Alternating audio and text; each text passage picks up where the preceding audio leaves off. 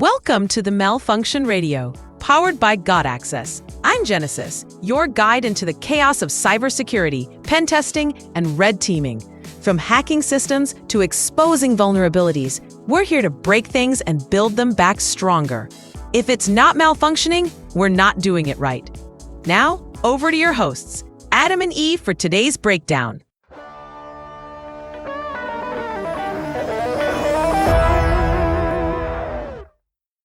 Welcome back to the deep dive.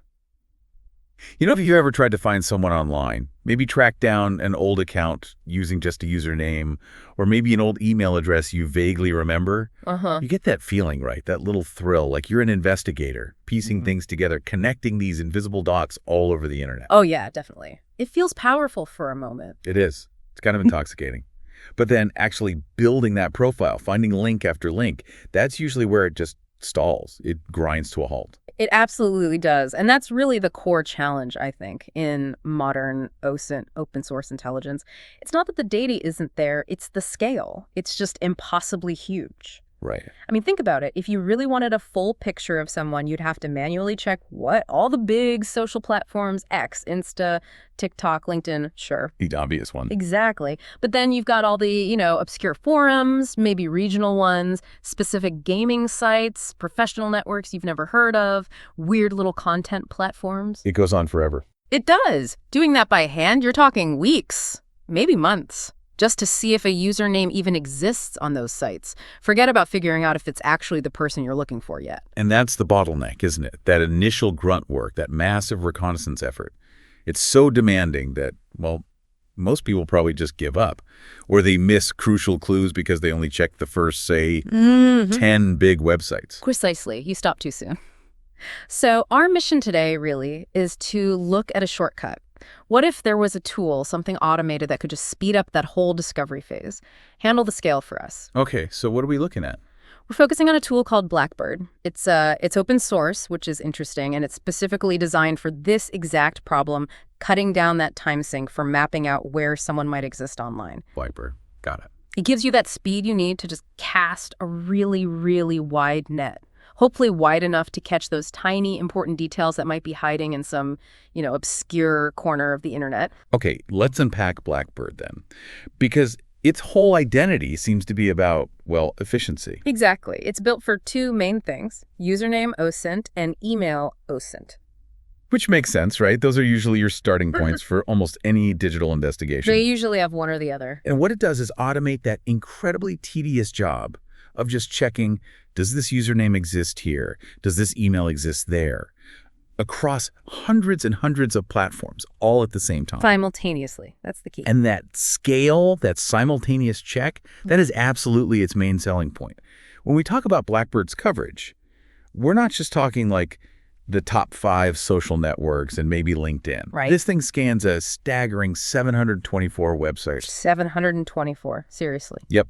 And that list includes, the big social media giants, but also things like regional forums, really niche gaming platforms like itch.io, maybe specific online service accounts, developer sites, all sorts. Wow. And to do that, to check that many places in just a few seconds, that's phenomenal for just getting that initial pile of data. But it sounds like it tries to do more than just check if something exists. There's an AI component. That's right. It does have an integrated AI engine. And the idea, the promise, is that it will look at the accounts it finds, analyze the pattern, and then, generate a kind of behavioral profile of the target. So trying to save time on the analysis side, too, not just the collection. That's the goal, yes. But, and this is a really big but, we have to flag a crucial limitation right away. Something that really changes how you'd actually use this in a real investigation. Okay, what's the catch? The AI feature. It's capped. You only get 10 queries per day. 10 per day. Okay, that's hardly anything if you're doing serious work. Exactly. It completely changes the workflow. You can't just run the AI on every single username or email you find. It's not a standard part of the process. So you have to be really selective. Extremely selective. It forces you to prioritize. You'd basically only use that AI analysis on what you think is your most promising lead.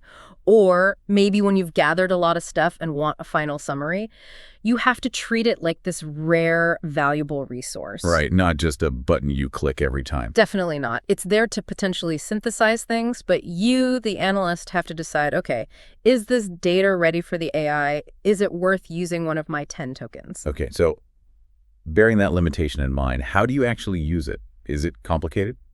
No, the basic usage is actually surprisingly simple, especially given what it's doing behind the scenes. You just feed it a username or an email address. Straightforward. And then you can add a few optional flags, like PDF is pretty essential if you want a nicely organized report listing all the findings from those 724 sites. Okay, that sounds useful. And then there's the A flag if you decide you do want to spend one of your precious 10 AI analysis credits for the day. Got it. Simple command line stuff. Yeah.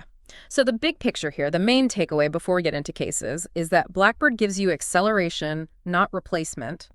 It doesn't do the thinking for you. It just finds stuff faster. Exactly. It throws this massive initial data dump at you, tons of potential leads, and that's when the investigator's real work starts. Manual checking, critical filtering, trying to sort the genuine signal from all the noise it inevitably picks up. So Blackbird fires the starting pistol, gets you off the blocks really fast. Right. But the human analyst is the one who actually has to run the marathon and finish the race. You have to interpret and verify everything. That sets things up perfectly for our test then. We need to see how this speed actually plays out against the messiness of the real internet. So let's start with case study 1. The CEO and the signal-to-noise ratio. Okay. For this one, we pick Sam Altman, CEO of OpenAI.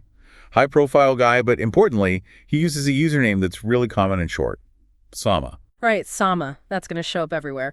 So the test was run using pretty much everything Blackbird offers. The username Sama, the limited I flag to see what the AI made of it, and the PDF flag to get that structured report. Okay, so let's talk about the raw output first, just the sheer volume. What did that PDF report look like? It was huge. The final report listed 232 potential links associated with the username Sama. 232. Just from that one username. Seconds, yeah. Which on one hand is incredible. We just said doing that manually across 724 sites is basically impossible. But on the other hand, 232 links is still a lot to deal with. Yeah, that's not exactly a finished intelligence report. It's overwhelming in its own way. And that speed immediately slams you into the verification problem because, okay, the tool found 232 potential hits. But when the investigator actually went through them, manually checking each one, What did they find? the immediate discovery was that the vast majority, like we're talking hundreds of those accounts, did not belong to Sam Altman, not him at all. Okay, so random people using Sama? Exactly. Or old abandoned accounts, maybe bots. This is the classic predictable issue with automated username searches, especially for common or short names. You get amazing speed, incredible breadth, but you also generate this huge wave of false positives, stuff that looks like a match but isn't. Right. It's like searching for John Smith across 700 websites. Yeah. You're going to get flooded. Precisely. So Blackbird basically just shifts the bottleneck. Instead of the bottleneck being finding the data, it becomes processing the data. The tedious work hasn't vanished, it's just moved to the next stage. Okay, so after filtering out all that noise, all those false positives, what actionable intelligence was actually left? Was there anything useful? There was, but very little compared to the initial dump. After carefully filtering those 232 results, the investigator managed to verify only 3 genuine accounts belonging to Sam Altman. Only 3 out of 232. Only 3, but importantly, they were high-quality finds. They were a disk account, a private Instagram account, and a Clubhouse profile. Okay, 3 seems small, but why are those specific platforms, disks, Clubhouse, actually significant finds, even if the Instagram is private? Well, because those are exactly the kinds of platforms that a simpler search, maybe a basic manual check, or a less comprehensive tool often misses entirely. Okay. Clubhouse, for instance, is known to be tricky to scrape data from. It often needs specific API access. And Discus, that's an old commenting system. It links out to countless blogs and websites, some really obscure ones. Finding activity there can be gold. So Blackbird's huge site list actually paid off by finding these less obvious breadcrumbs. Exactly. Even if you already knew about, say, his main X profile, finding these verified accounts on Discs and Clubhouse gives you a much more focused starting point for digging deeper into his specific online discussions or interests on those niche platforms. They're high-value leads. So the conclusion for this first case study seems pretty clear then.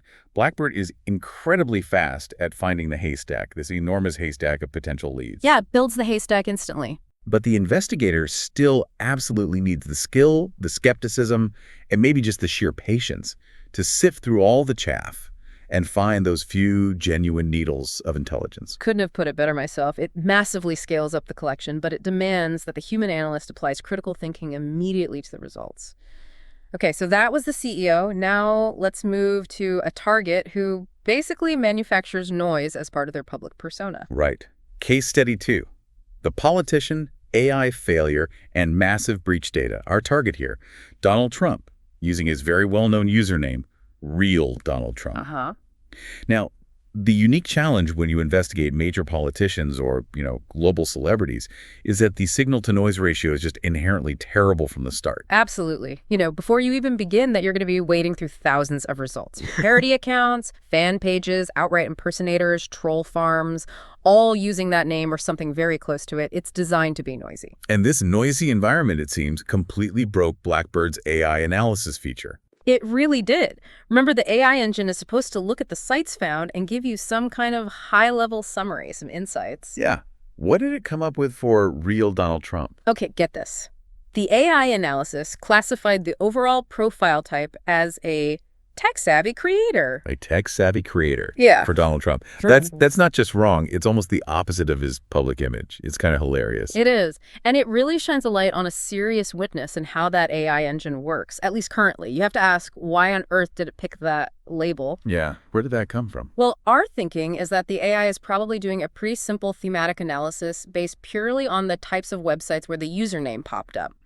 Because Blackbird found the username Real Donald Trump on maybe a dormant Mastodon instance, a Vimeo account, perhaps a GitLab mention somewhere. Sites related to development or content creation. Exactly. So the AI just looks at those site categories, aggregates them, and goes, this person uses creator platforms, must be a tech-savvy creator. It completely missed the actual context of the person. So it didn't understand who the target was at all. Not in the slightest. And consequently, all the other AI-generated stuff, the insights, the risk flags, the behavioral tags, they were similarly way off base, just inaccurate. Okay, so if the AI is just analyzing the types of sites found and totally missing the bigger picture, what use is it? Is it just fundamentally flawed for high-profile people like this? In this context, yes, it seems so. It confirms the AI isn't doing any deep analysis tailored to the actual person or their public role. It's analyzing the structure of the data, not the human behind it. For a target like Trump, that automated summary was worse than useless. It was actively misleading. Relying on it would send your investigation completely off track. So the human analyst absolutely has to step in and say, nope, ignore the AI summary on this one. 100%. You have to dismiss results like that. Okay, so putting the failed AI aside, let's look at the specific username finds. What concrete results did Blackbird actually surface through all that noise? Yeah, did anything useful come through? A few things. It found a dormant Mastodon account, Mastodon being a key platform for political figures looking for, alternatives to mainstream social media. Okay, that makes sense. It confirmed a Vimeo account that actually contained an official Trump campaign video. So that's a valid link. All right. And then we hit the really messy part of OSINT. It surfaced a highly questionable Discs account linked to the username. Questionable how? And the source material mentioned the discussion content of that account was wild. Yes, that's the word used. The specific example given was a comment on a discussion thread, apparently asking something like, how could an African-American person be homosexual if that supposedly goes against their culture? Really inflammatory stuff. Wow. Okay. And that's crucial, right? Because as an investigator, you see that, you have to make a really tough call. The super nuanced judgment call, yeah. Is this genuine toxic commentary from the actual target or someone verified using their name? Or is it a sophisticated troll? Is it a deliberately planted piece of satire designed to look like him and discredit him? That's incredibly hard to distinguish sometimes. It is, and that's where the human analyst really earns their keep, telling the difference between genuine, often chaotic, digital behavior and carefully manufactured noise or disinformation, That's a core OSINT skill. Absolutely. Okay, so lots of noise, some questionable finds. But despite all that, the investigation did turn up something genuinely critical on the security front. Yes, this was a major find. The username Real Donald Trump was discovered inside InfoStealer logs, specifically within the Hudson Rock database. Okay, hang on. Hudson Rock, they deal with malware and breach data, right? InfoStealer logs mean data stolen from infected computers. Precisely. Hudson Rock aggregates and analyzes data from malicious software, Trojans, that steal credentials, usernames, passwords, cookies directly from victims' machines. Finding the username there isn't just confirming a profile exists, it's evidence that the identifier itself was compromised in a security incident and captured in a data dump. Wow, so this wasn't just about finding accounts, this was finding the username linked to a confirmed compromise. Exactly, and the log data, the dump, it included associated email accounts redacted, but still potentially identifiable, and, even more worryingly, actual passwords tied to that real Donald Trump username from various sites. Okay, that completely changes the game. The focus instantly shifts from just mapping accounts to looking at serious security vulnerabilities. Yeah. Potential credential stuffing attacks, account takeovers. Right, it becomes an urgent security issue, not just a profiling exercise. Which makes it the perfect time to pivot the investigation, right? Move from the noisy username to email OSINT, which can sometimes cut through the clutter. Yeah. The investigator tested an email address allegedly linked to Trump, donald.trump@gmail.com. They did, and running that email through Blackbird yielded a pretty colorful and varied list of associated accounts. So account accounts. It found links to Spotify, Pixar, Chess.com, Adobe, Duolingo, and maybe surprisingly, Xvideos. Okay, that's quite a mix. Music, photo editing, chess, language learning, and adult content. It certainly paints an immediate picture, right? A snapshot of potential personal interests, assuming the email and accounts are genuinely linked. But from a security standpoint, running that email search triggered an absolute avalanche. How so? The investigator took that email, donald.trump@gmail.com, and cross-referenced it using HIBP Have I Been Pound. Right, the big public breach notification service. Exactly. HIBP aggregates data from countless major data breaches. Running that email through HIBP, it came back positive for 39 different data breaches. 39? Seriously? 39 separate breaches where that email address appeared. Just think about the massive cascading risk that represents, especially if the user reused passwords across sites. Yeah. And you mentioned passwords were found linked to the username earlier. Right. There were 13 potential redacted passwords found linked to the username in the Hudson Rock data. If any of those were reused on accounts linked to this email found in 39 breaches, the exposure is immense. That's huge. Did other security tools confirm this level of exposure for the email? They did. The investigator got further confirmation that the email was involved in breaches by using another tool, Zehef, specifically querying the Hudson Rock database again. Zehef is known for being quite aggressive in how it searches breach data. And it confirmed the breaches. Yes, it helped confirm the email's presence in breach datasets and also surfaced those 13 potential redacted passwords associated with it across different breach sources. So this Trump case study really highlights something interesting. The username search was messy, full of noise. The AI failed spectacularly. Total failure on the AI. But switching focus to the email address, Blackbird's email OSINT capabilities proved incredibly effective, potentially uncovering a massive history of security vulnerabilities. Absolutely. It shows that even if one angle is noisy, another vector, like email, might yield much clearer, and in this case, much more critical results. Okay, so the first case taught us about managing noise. The second about AI limits and uncovering security risks. Now, for our final target, we get into what feels like the core of practical OSINT. Case Study 3, the influencer and the chain of discovery. Right. This is the one that really demonstrates that iterative process, how you follow the clues, how raw data turns into actual intelligence. The target here was an influencer named Davija, who goes by Awkward Goat online.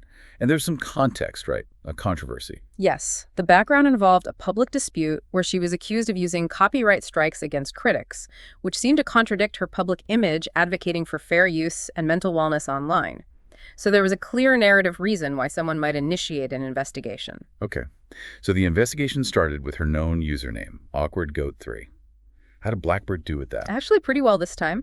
The username search results were mostly valid, mostly linked to her actual accounts. And the AI. Did it do any better than with Trump? Marginally. It was described as somewhat okay-ish. It classified her as a multifaceted content creator, which, isn't totally wrong for an influencer. Better than tech-savvy creator for Trump, anyway. Definitely. But the AI still threw in some weirdly specific details that were apparently way off. It suggested she had strong ties to the gaming community or interests in software development, which the investigator noted weren't accurate. So even when it's okay-ish, the human analyst still has to filter and sanity check the AI output. Always. You can't just trust it blindly.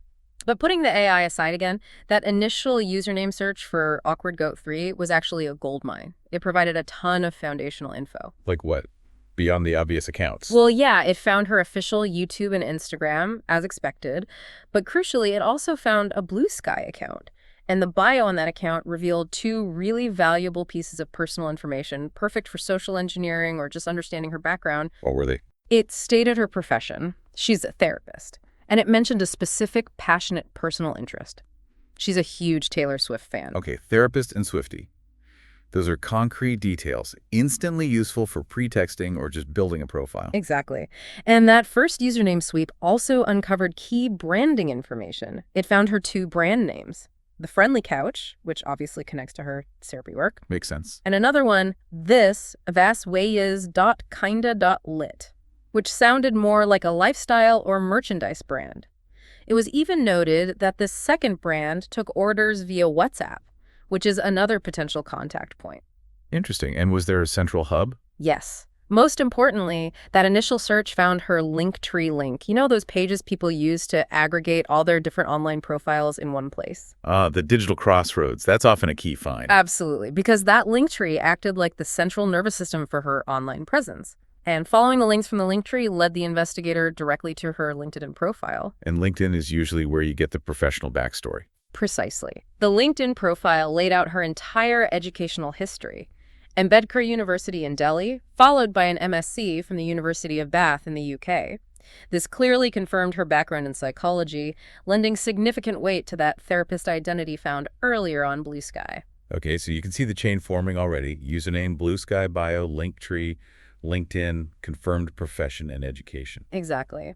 But this is where the investigation hit its first little snag, forcing the analyst to adapt. The email address listed publicly, probably on her Instagram bio or Linktree, was davijabhassan@gmail.com. Okay, seems like a standard professional contact email. What happened when they ran that through Blackbird? Surprisingly little. Searching that brand email, davijabhassan@gmail.com, only flagged a single associated account, Adobe, which is weirdly low for someone with such a wide online presence. Only Adobe. What does that tell an investigator when a main contact email comes up almost completely clean like that? Does it mean it's a dead end? No, not a dead end at all. It actually tells you something really important. It suggests she has strong digital hygiene, good security practices. She's compartmentalizing. Meaning she's likely using that specific email only for professional outreach, maybe brand collaborations, possibly verifying accounts on major platforms, but deliberately not using it for signing up to random forums, personal social media, or anything potentially sensitive. So she keeps her public brand email separate from her personal digital life. Smart. Very smart. But for the investigator, it means that brand email isn't going to unlock the deeper layers. They can't rely on it. They need to pivot. They need to find a personal email address. Okay, so how do you pivot? Where do you look next when the main email is clean? You go back to the verified information you do have. Her full name, Davija Bhasin, her brand names, the Friendly Couch, this is .kinda.lit, maybe her university details.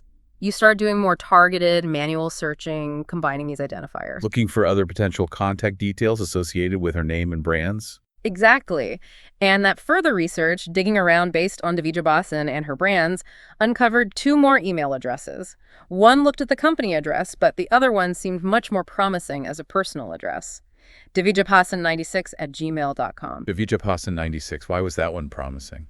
That 96 at the end, it's a super common pattern for personal emails, often indicating a birth year. It just feels more like a personal identifier than the clean brand email. It immediately became the next target for Blackbird. Okay, so they feed that email, the .96@gmail.com one, into Blackbird. What pops up this time? Bingo. This time, Blackbird hit pay dirt. It found accounts linked to that personal email on Twitter, Spotify, Gravatar, and another Adobe account. Much more what you'd expect. So the personal email was the key. It was the key. But crucially, finding that personal email didn't just link to more accounts, it unlocked the door to the serious security risks that the clean brand email had successfully hidden. The breach data. The breach data. And here, it gets genuinely chilling. That personal email, digestible@gmail.com, was found in 3 different significant data breaches. Which ones? The massive Domino's India breach from 2021, the Wattpad breach from 2020, and the Dubsmash breach from 2018. Domino's India. I remember hearing about that one. Wasn't it particularly bad? The investigator flagged that one as the most dangerous, right? Absolutely the most dangerous. Because the Domino's India breach wasn't just emails and passwords. That specific breach is infamous because it leaked highly sensitive, personally identifiable information, PII. We're talking phone numbers and physical addresses. Wow. Okay, so finding that personal email, which was likely used toward a PISA, directly led to potentially exposing her phone number and home address. Potentially, yes. That single pivot from the clean professional email to the slightly less secure personal email used for everyday things, it bridged the gap from purely digital tracking to potential real-world physical danger. That's a huge escalation. That is the absolute core of this chain of discovery idea, isn't it? One data point seems harmless, but it leads to the next, which leads to the next, and suddenly you've gone from a username to a potential physical address. Did the chain keep going even after finding the breach data? It did. The discovery wasn't quite over. That personal email, davijahpasan96@gmail.com, also suggested a new potential username, davijahpasan96. Right, using the same pattern. Exactly. So the investigator searched for that specific username, and that led to confirming a Gravatar account associated with the email. Importantly, the Gravatar profile had a clear picture of the target. It also linked to a related GitLab account. Okay, so the Gravatar picture confirms the link visually. Did they do anything with the picture itself? They did. The picture in Gravatar was apparently a bit low quality, so the investigator used an AI image enhancement tool to upscale it, make it clearer. To what end? Just a better picture? No, for geolocation. With the enhanced, clearer image, they were able to perform a more successful visual search, or perhaps recognize landmarks, and they identified the location where the photo was taken.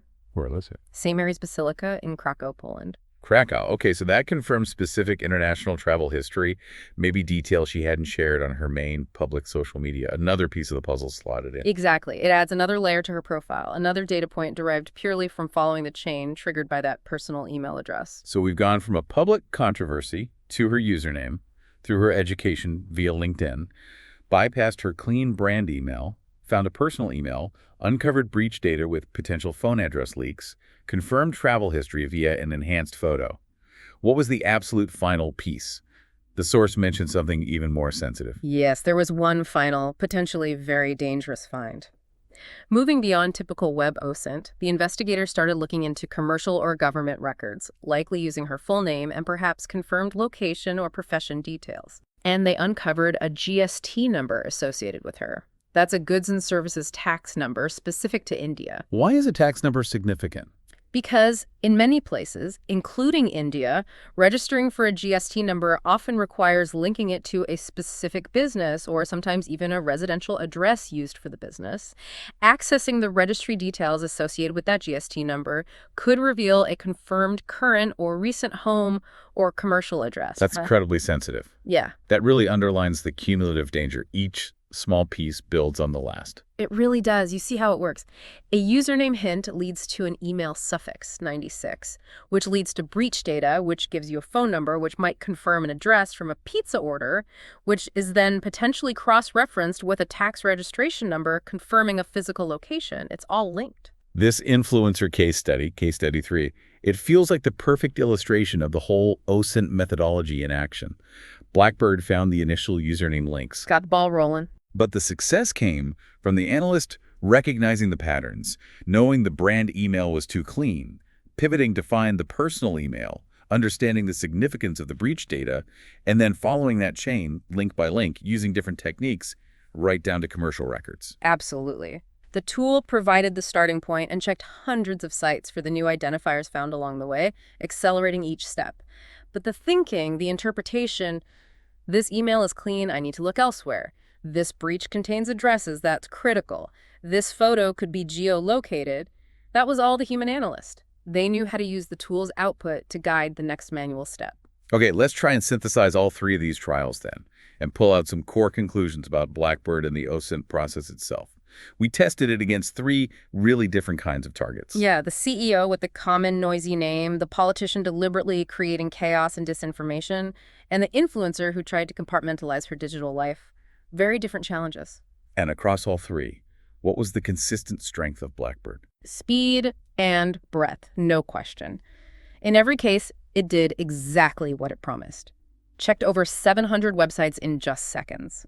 It delivered that huge initial data set that you just couldn't get manually in any reasonable amount of time.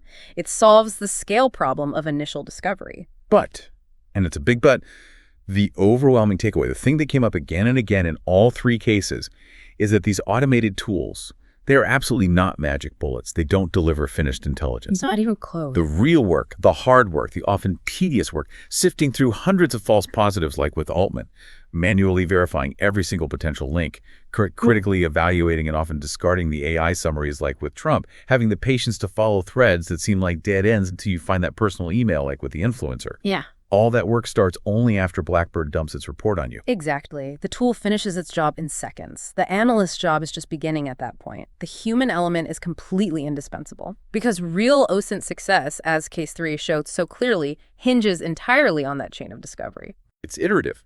You find one piece, verify it, use it to find the next piece. It's a profoundly iterative process. That one tiny bit of confirmed information, an email you find in an Instagram bio, a username pattern you notice in breach data, a brand name you find on LinkedIn that becomes the thread you have to patiently pull.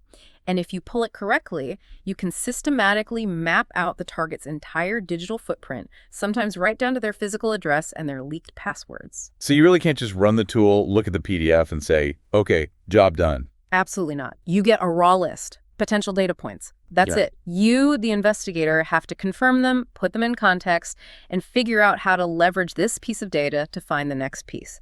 Blackbird gives you the canvas, maybe throws a lot of paint tubes at you. But the investigator has to actually paint the picture. Precisely.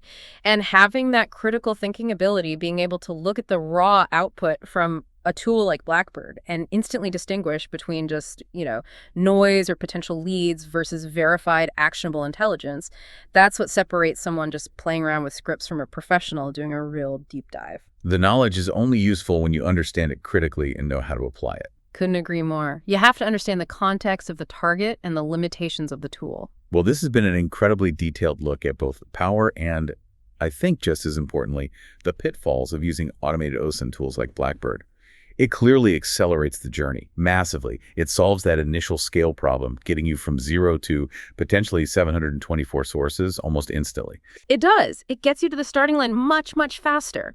But it's the analyst's skill, their patience, their critical thinking that determines where you actually end up. They decide if that huge initial data dump just leads to confirming 3 social media accounts, or if it ultimately unravels into finding 39 data breaches and a potential home address via a tax number. The tool doesn't make those connections, the analyst does. And as we wrap up this deep dive, we really want to leave you, the listener, with one final, maybe slightly unsettling thought. It builds directly on that incredible efficiency of the chain of discovery we saw laid bare in case study 3 with the influencer.